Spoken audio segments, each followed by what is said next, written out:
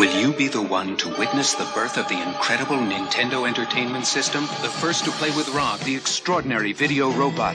Batteries not included. He follows the commands you put on the screen, so you get to the dynamite before it explodes. Will you be the one to raise the incredibly accurate zapper and play games like Duck Hunt?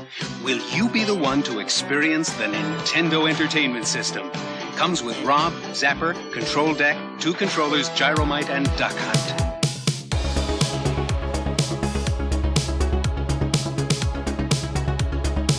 So you had Ninja Gaiden 2? Yep. So I guess this is my version of Ninja Gaiden 2. I ended up not picking a Ninja Gaiden game for the list, but Life Force was probably one of the first games I thought of, because the first 4 games were just easy. I could just rattle them off. It's obviously Contra, it's obviously Rygar, obviously Life Force. Life Force I didn't play until long after the NES had been retired. So I think I went over to a cousin's house, and he had graduated I think probably the PlayStation 1 or the N64, and he still had his NES laying around, and he just kind of gave it to me so I can use it over the summer. And I think I might have been like 19, 20 by this time. And one of the games he had was Life Force, and up until I played Life Force, I had not really gotten into shooters. I thought it was really boring genre of games. It didn't appeal to me at all. But as soon as I started playing Life Force, it just kind of clicked. It's like, this is a really great game. Obviously, one of the first things that stands out is the music. Again, it has that Konami, just fantastic soundtrack. It almost seems like the shooter version of Contra. Most shooters, including the Gradius series, when you die, the screen goes black and you restart at the start of the stage or the last checkpoint. But with Contra or with the Life Force, you just respawn right there. Also, you have the 30 life code just like Contra, so it's a very accessible game. It'll go from horizontal to vertical every other stage. I'd say it is a pretty challenging game, as most shooters are. I think we'd all agree that probably the hardest part about that is getting through the fire level, and then of course I'm talking as if you've actually played through the game. Have you played through Life Force? Not at all. Okay, well. No, the only thing I know about Life Force are the flames, the arcing flames, and that's a Konami signature. Yeah, it is. It's been reused in so many games. So often it's actually on the back of the box right there. So.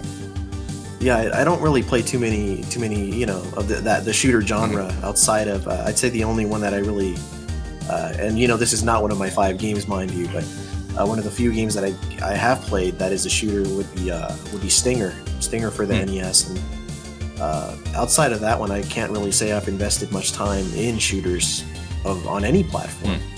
So it was only this year that I picked up Gradius for the first time for the NES, and I only picked it up because it was a good deal at the time. I said, "Oh, there it is." I think I picked it up for maybe like $5. I said, "Well, I'm not going to pass up Gradius for $5, not with the reputation that it has." So I happily picked it up for the $5. Well, it was definitely Life Force that gave me that appreciation for shooters, and unfortunately it's kind of also become the yardstick against which I measure all other shooters, and I don't think many, and I'm sure people will be happy to argue with me and point me out the games that I'm wrong about. I don't think many shooters actually compare favorably to Life Force, in my opinion. Possibly Gradius too. Maybe once I put more time into that one, that might actually top Life Force for me. But for now, actually, it probably never will. Just like with Super C. I still think Super C is a better game than Contra. I like Contra more. And I could probably find a better shooter than Life Force. I'll still probably like Life Force more just because it's more of a personal game for me. Which is ultimately what this list is anyway, so.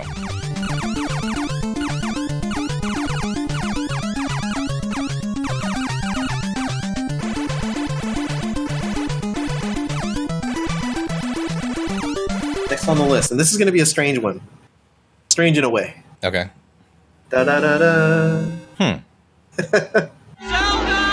The legend of Zelda continues. Defeat your enemies, save the kingdom. Beware. Some will help you, others will betray I can you. restore life. I can give magic. I can.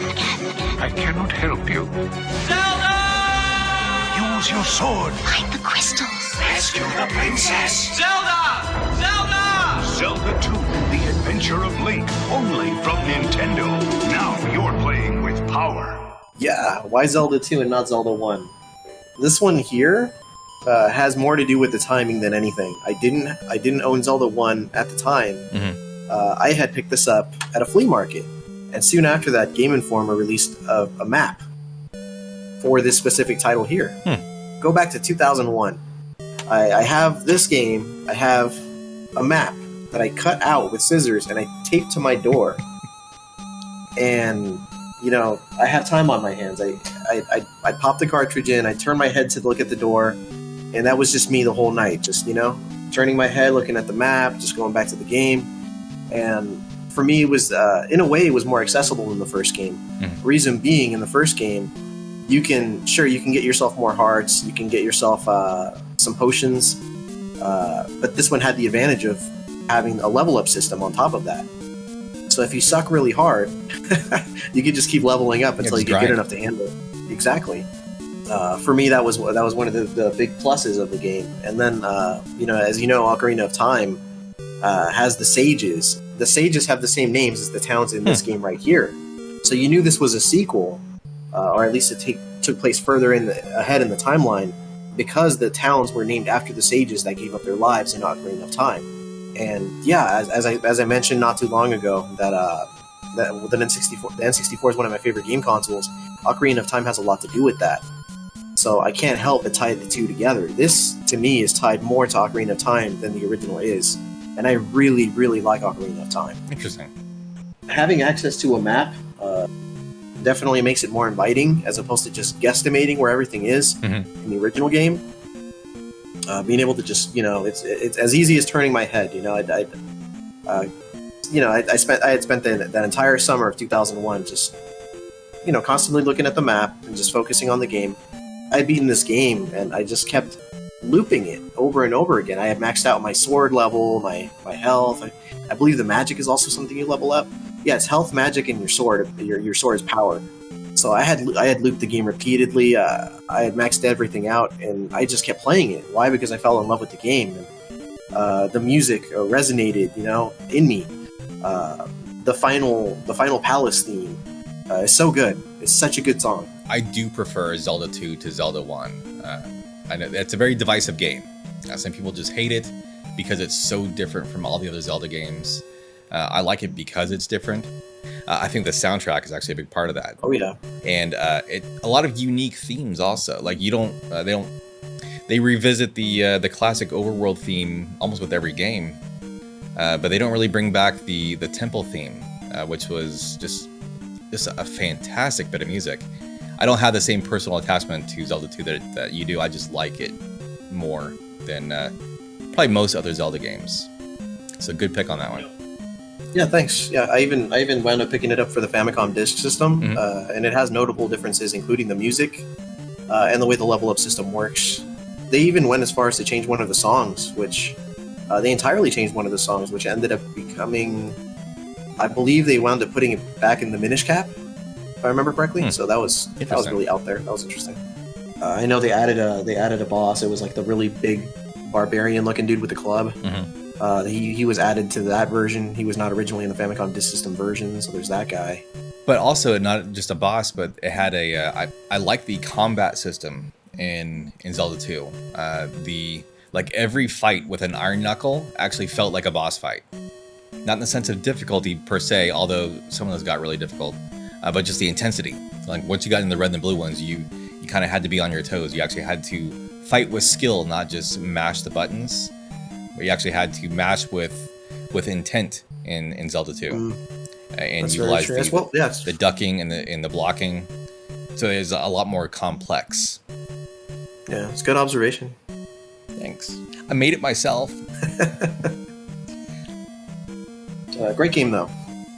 Underrated as a Zelda title. Maybe not underrated as a whole, but as a Zelda title, I'd say this is underrated.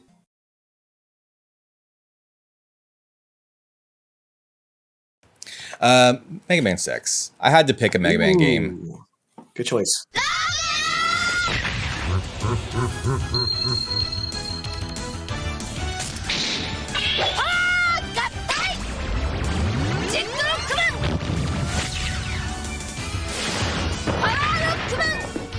界の戦士と戦うために最強パワーを手に入れた。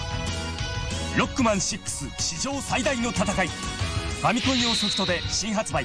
ロックマンワールド4もよろしくね。Like I said, I thought of 4 games immediately, and for that 5th game, it did take me a lot of soul searching. Any one of the Mega Man games, I think, would have been fine, and I almost put down just like Mega Man games as a series because they're all pretty similar. And speaking of underrated sequels, I think of the Mega Man games on the NES, I think this is probably one of the best designed. I think it has the most complexity of any of the games in the series, with the branching paths and the fake bosses, a lot more secrets, and I really like how Rush was utilized in this game. Like, he didn't actually appear as himself, but he turned into like an Iron Man suit for you, so you can either use him to fly around or punch stuff, and I think both of those suits were a lot of fun to play with. I think it's one of the best looking games on the NES. It has just striking use of colors that you didn't really typically see on the NES. A lot of people seem to have dropped off the Mega Man series after, I don't know, Mega Man 3. I think a lot of people seem to have just enough patience for Mega Man 2, Mega Man 3, and by Mega Man 4, that kind of Mega Man overdose started to kick in. Mega Man 5, it was such a almost like cynical paint by numbers Mega Man sequel. You just kind of expected they would just continue to do that, but they actually it seemed like they went back to the drawing board a little bit with Mega Man 6 and actually put a lot more thought and design into this game when they knew it was not going to sell even as well as Mega Man 5. Not necessarily my favorite music in the series, not necessarily my favorite boss designs in the series, but as far as like just pure gameplay and pure, I don't know, just game design, I would say that Mega Man 6 is, for me right now, I would say my favorite. 6 had what? Centaur, Tomahawk, I believe, Knight? Centaur, Tomahawk, Knight. I don't recall who the other ones are. Yamato Man, Plant Man, Wind Man, and Flame Man. All around me are familiar faces. They may not be the best designs as far as Robot Masters go, but there was a more cohesive theme for this set of bosses, where a lot of them were very warrior themed. So you have like Yamato Man, Tomahawk Man, Knight Man. So it wasn't like a disparate, just motley of random attribute people.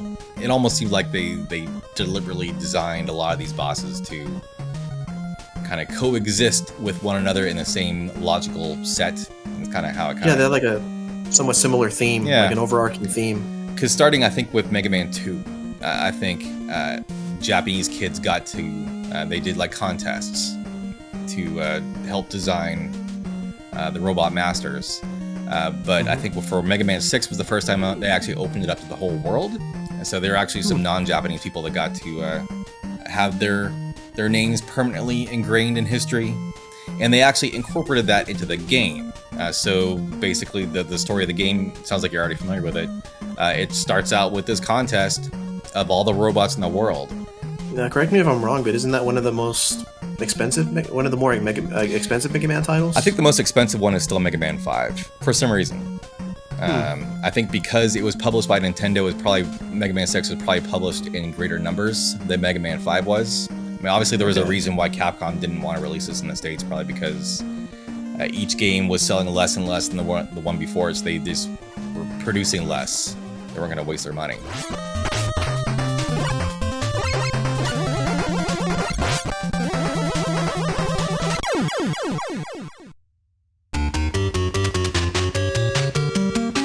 A very common misconception of mine is that because Castlevania is my favorite game franchise of all time, that my favorite NES games happen to be Castlevania games. And I would expect that. And that's not entirely the truth. I would definitely put Castlevania games in the top 10, but top 5.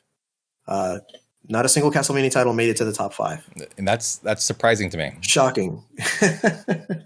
However, my fifth choice is definitely gives Castlevania vibes. That final choice is Swordmaster for the NES. So this game here, since tying back to the swordsmanship that Link has, and how when you face an Iron Knuckle in Zelda 2, you have to be more methodical when you fight the Iron Knuckles. This game is like that in its entirety. You can't just bull rush your way through it. You actually have to think defensively at times. You have to approach each enemy in a somewhat different way. So the game boasts a rather unique double jump mechanic. If you look at the controls there, it actually mentions a double jump with an asterisk. Hitting the jump button consecutively allows you to extend your jumps. Yeah, so it had a really unusual double jump mechanic, and it's funny because they say double jump with an asterisk, and it's very much a double jump with an asterisk because of the way the game works, you're able to jump midair, which is really, really strange. I wish I had the box for this, but that was one of the big draws, at least according to whoever designed the packaging. They said that's one of the big draws of this game is that really unusual double jump. Let's mention that on the back of the box, and they totally do. So again, this is one of those stages with like a delayed jump. Oh no! Well, there goes the no death run. But I mean, the enemy design is very much kind of Castlevania-y. Yeah, you definitely get that vibe. You have your zombies, and then you have your the equivalent of a peeping eye. Your Godzilla, of course. You have exactly. You can't have a game with knights in it without having Godzilla in there somewhere. You just can't. No Castlevania. I'm sorry. No Swordmaster game is complete without death. Super fun game overall. The boss designs are really cool. The music is fantastic. It's extremely underrated. It's not a soundtrack that people ever mention. When people talk about their favorite music in video games, no one ever mentions Swordmaster. People rarely mention Swordmaster at all. I encourage anybody that has access to it. I mean, not that I'm asking, not that I'm telling you to, but emulation. I've heard some people, they go that route. I'm looking it up right now because I have this feeling it's an expensive game. Yeah, unfortunately it is, but emulation's always an option. Yeah, it looks like it's about $400. So, one of the big reasons this is a game that I hold dear to me, actually, is because it was one of my then fiance, now wife. It was one of her first gifts to me. She picked this up for me along with Shadow of the Ninja, complete in box. And Flying Dragon, I believe is what it's called. That's a very forgettable title. Also complete in box. She picked up all three for about $50. Oh, wow. Back when nobody cared about NES games.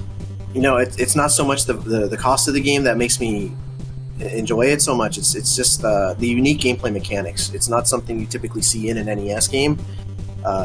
Those kinds of gameplay mechanics you don't typically see until you play something like the Super Nintendo or maybe the Sega Genesis.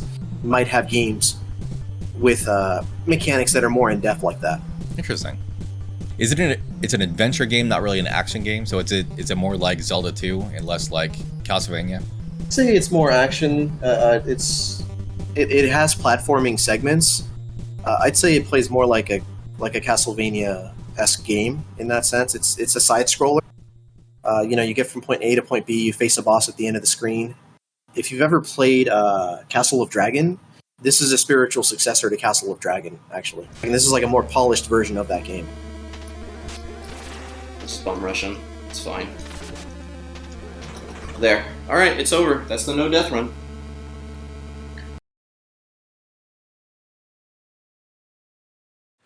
Well, if you're not going to talk about Castlevania, I will. So my last game is Castlevania. I do love the Mega Man series a lot, but I think that Castlevania is still probably my favorite video game as a whole. Probably my favorite series as a whole. when I was a kid, I had Castlevania 2 on the NES, and it was okay. I think I only beat it because of Nintendo Power. So I never actually experienced the original Castlevania until I was... Actually, I think I was pretty close to... I think I was actually 30. And that was when I popped this one in for the first time. So I was probably playing it right around maybe Thanksgiving. And that's when I was just really starting to really fall in love with that game. So I had a broken Castlevania cart. No matter how many times I cleaned the contacts, there was something wrong with that cartridge where the game would actually literally crash right around the death battle. And if it didn't happen during the death battle, it would happen as soon as the next stage loaded. And this happened every single time. So I got pretty decent at getting all the way to death, but it was a complete crapshoot whether or not I was actually going to even see the start of stage 6 after that. So for Christmas, my sister, my brother-in-law, got me a complete in-box copy of the game, and that's the game I actually eventually beat. I think on New Year's Eve, since I had nothing else to do. I think I just beat Castlevania, so that was the first time I beat it. But it's been my favorite game, or at least one of my favorite games ever since. So when we were talking about our top 5 games, Castlevania Contra. That was the first 2 that came immediately to mind. Now, I feel like you robbed yourself of a chance to talk about Castlevania. I'm glad at least one of us included a Castlevania game. I was surprised that you didn't. I figured that Castlevania would be your number 1. Castlevania 3 would be your number 1. Yeah, I definitely like Castlevania as a whole. Especially the first one. So the game gives you so many different ways to play it. You have all your, you have so many sub-weapons you could use. You have the dagger, the cross, the holy water, the axe.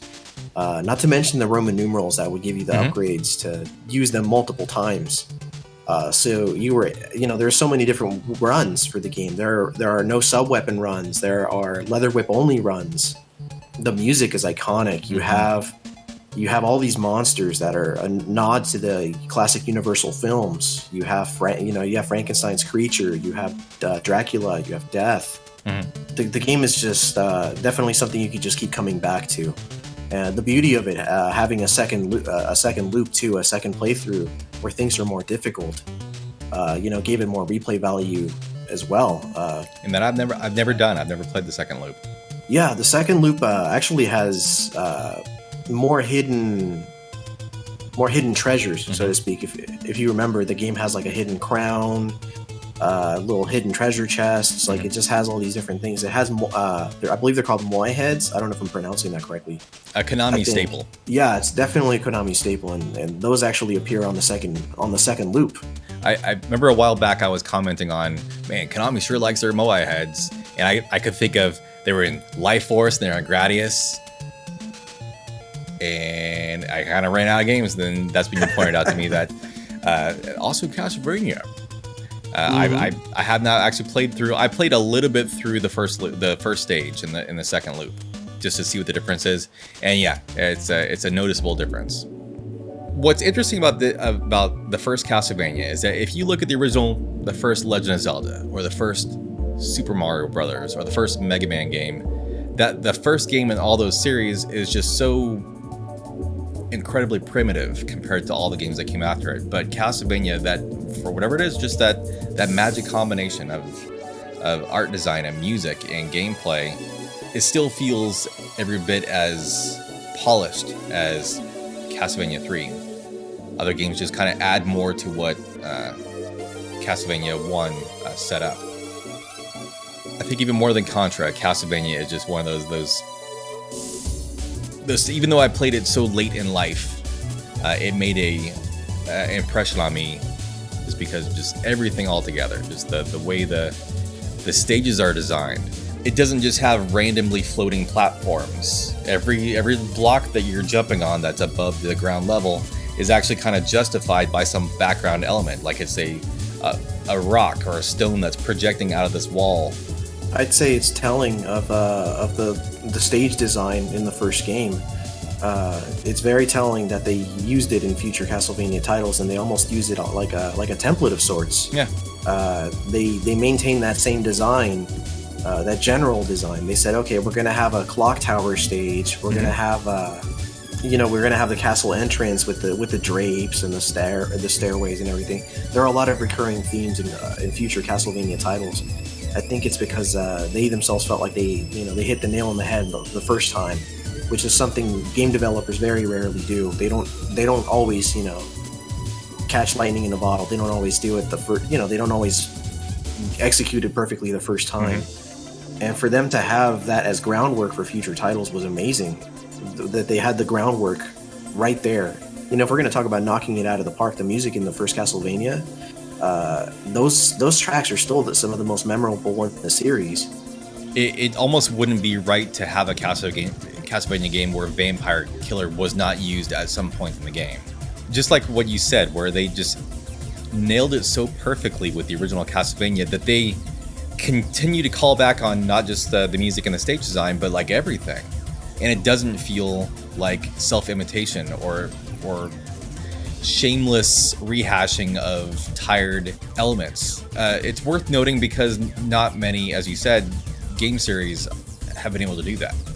Mega Man was written off by the third game as being, oh, here comes another paint by numbers Mega Man sequel. And as much as I love Mega Man 4 and 6, you're not wrong. They sure are. The Mega Man series do not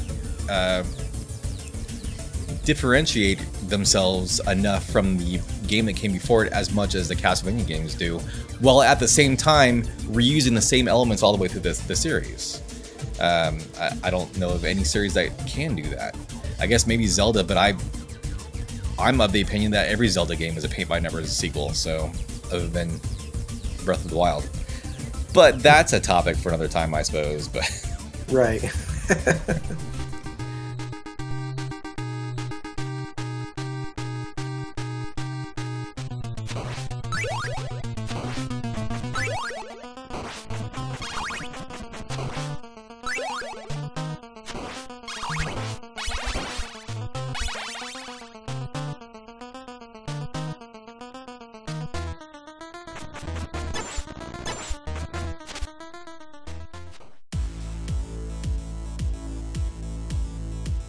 Well, what do you typically say at the end of your videos? You say, what do I typically say?